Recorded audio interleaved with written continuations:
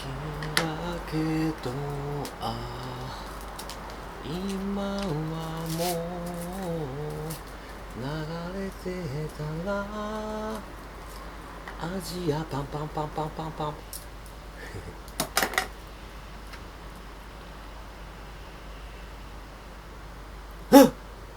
どうもギソです。今日はね天気もあんま良くないんですけど、前回出た焚き火やってみようかなと思います。で Amazon からこちらが届きました。ピコグリルのパチモンです。本物欲しかったんですけど、まずはこっちから買ってみようかなと思いまして、本物開発してる方々にお金入んないからそれもなんかなと思ってるんですけども、ちゃんと買いますので。で入ってるものはこんな感じですね。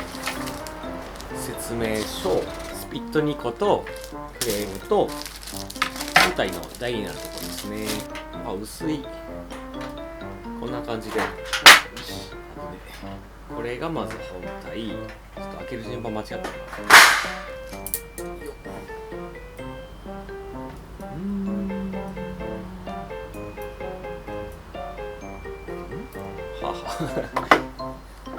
こうか。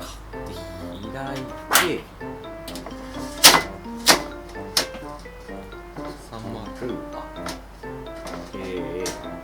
こんな感じです。でこのスピットってやつはここでなんかステーキ焼いたりと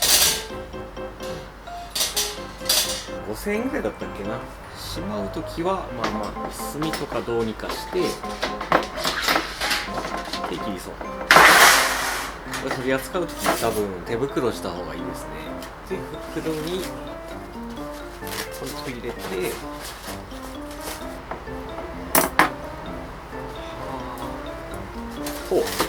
死ぬほど早いっていういいやつ